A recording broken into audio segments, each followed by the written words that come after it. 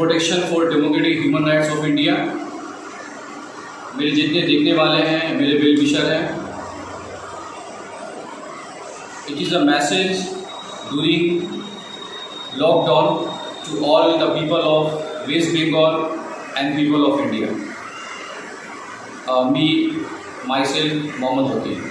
Communication का हो, घरों की जो स्थिति है, इंफ्रास्ट्रक्चर की जो स्थिति है, केंद्र सरकार की तरफ से भी तत्काल एक टीम आएगी और वो टीम इन सभी क्षेत्रों में सर्वे करेगी और हम मिल करके रिहेबिलिटेशन हो, रिस्टोरेशन हो, रिकंस्ट्रक्शन हो, उसकी व्यापक योजना बना करके बंगाल की इस दुख की घड़ी में हम पूरा साथ देंगे, सहयोग देंगे और बंगाल जल्द से जल्द खड़ा हो जाए।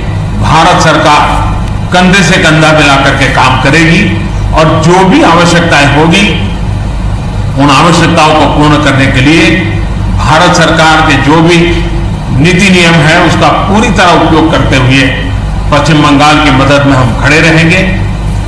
अभी तत्काल जो इस संकट की घड़ी में राज्य सरकार को कठिनाई न हो, इसके लिए एक एडवांस असिस्टेंस के रूप में 1000 करोड़ रुपया भारत सरकार की तरफ से व्यवस्था की जाएगी।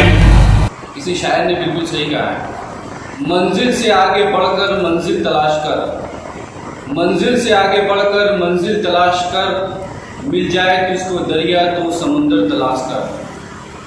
हर शीशा टूट जाता है पत्थर की चोट से, हर शीशा टूट जाता है पत्थर की चोट से, पत्थर ही टूट जाए वो शीशा तलाश कर। जैसे कि आप लोग देख रहे हैं, मैं आपको बार बार ये मैं मैसेज कर रहा हूँ। किसी शायर ने बिल्कुल सही कहा है, टल ना सकते थे अगर जंग में अड़ जाते थे, टल ना सकते थे अगर जंग में अड़ जाते थे, पाँव शेरों के मैदान से उखड़ जाते थे, पाँव शेरों के मैदान से उखड़ जाते थे, तुझसे सर्कस हुआ कोई तो बिगड़ जाते थे, हम कोरोना वायरस क्या हम तोप से लड़ जाएंगे। ये बिल्कुल सही बात है कि ये हम जिस मिट्टी में रहते हैं ये हिंदुस्तानी मिट्टी है, बहुत मजबूत मिट्टी है। पूरी दुनिया में इतनी मजबूत, इतनी जो है रूहानी मिट्टी आपको नहीं मिलेगी। मैं आपको एक बार लास्ट में मैं फिर अपील कर रहा हूँ आपको कि हम लोग कोरोना वायरस से लॉकडाउन है, लॉकडाउन का पालन करेंगे, लेकिन मैं हिंदुस्तान के prime minister mister Narendra Modi को भी मैं रिक्वेस्ट कर रहा हूँ कि मिस्टर नरेंद्र मोदी ने 20 लाख करोड़ का पैकेज दे दिया है, 20 लाख करोड़ का पैकेज। मालूम नहीं कितनी गरीबों को, कितने मजदूर को, किसान को ये पैकेज मिलेगा, ये उनको 500-1000 रुपया भी मिल पाएगा कि नहीं मालूम नहीं। अभी तक कहीं से ये खबर नहीं आई है कि उनको जो है 20 लाख करोड़ से कुछ मिल रहा है या उनका हिस्सेदारी है।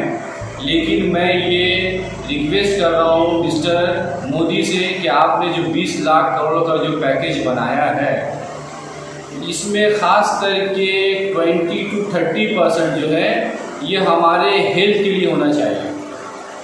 जो हमारा 28 स्टेट हिंदुस्तान में है, तमाम स्टेट के लिए हेल्थ सेंटर होना चाहिए, जहाँ पे हम अपना इम्यूनिटी पावर को बढ़ा पाएँ, जहाँ कोरोना का टेस्ट किया जाता है या पीपी का जो इंतज़ाम नहीं हो पा रहे हैं वो कर पाएँ। मैं रिक्वेस्ट कर रहा हूँ कि जो यूनियन हेल्थ मिनिस्टर है, ख़ास करके मैं यूनियन हेल्थ मिनिस्टर से रिक्वेस्ट कर रहा हूँ कि मेरे भाई, हज़ारों लोग मर गए हैं, सबसे ज़्यादा हिंदुस्तान में अगर कोई परेशान है और इसका जो शिकार हुआ है वो हमारे मजदूर भाई हैं।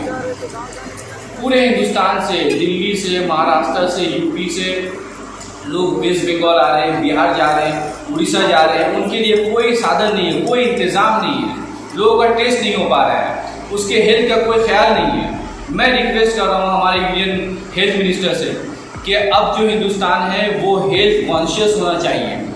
अगर जब तक हम लोग हेल्थ कॉन्शियस नहीं होंगे तो आने वाला दिन बहुत ख़राब होने वाला है। हम लोग अपने हिंदुस्तानी भाइयों को बचा नहीं पाएंगे। मैं आप लोग से रिक्वेस्ट कर रहा हूँ कि ये जो 20 लाख करोड़ का जो पैकेज है वो 20 to 30% जो है हेल्थ केयर के लिए, हेल्थ अवेयरनेस के लिए हम लोग को दिया जाए। जब तक ये 30% जो है मुख्तस नहीं किया जाएगा, हम लोग अपने सेहत के बारे में सोच नहीं पाएंगे, कोरोना वायरस से जंग नहीं कर पाएंगे, हिंदुस्तान को मजबूत नहीं कर पाएंगे। लिहाजा मैं तमाम लोगों से रिक्वेस्ट करूँगा, जो मेरे भाई देख रहे हैं, जो घर में बैठे हुए हैं, जितने मेरे हिंदू मुसलमान सिख ईसाई भाई कब तक आप अपने घर में बैठे रहिएगा? कब तक घर में बैठे रहिएगा? आपको लड़नी पड़ेगी। आपका जो कॉन्स्टिट्यूशन में फंडामेंटल राइट्स है, according to article 235 of the Indian constitution, we have fundamental rights, we have to know the fundamental rights, we have to fight with our fundamental rights. After 17 years has completed it, we don't know what are our fundamental rights, what are right to speech, how we get the fundamental rights, what are our duties. After 70 years we are illiterate, majority people are illiterate to know and to learn the fundamental rights. लिहाजा मैं आप लोगों से request कर रहा हूँ कि आप अपने बुनियादी हकूक को जानिए। जब तक बुनियादी हकूक को नहीं जानिएगा, हम अपना फंडामेंटल राइट नहीं ले पाएंगे। हमारा जो maker of the Indian constitution है, डॉक्टर बी.आर. अम्बेडकर ने यही सोचकर फंडामेंटल राइट्स हम लोग को दिया। प्रीएम्बल में उन्होंने 4 जो बहुत ही पावरफुल वर्ड है, 4 powerful word is inscribed in our preamble of the Indian constitution. We the people से हमारा preamble of the Indian constitution start हो रहा है। इतना मजबूत प्रीएम्बल हम लोग को दिया गया है।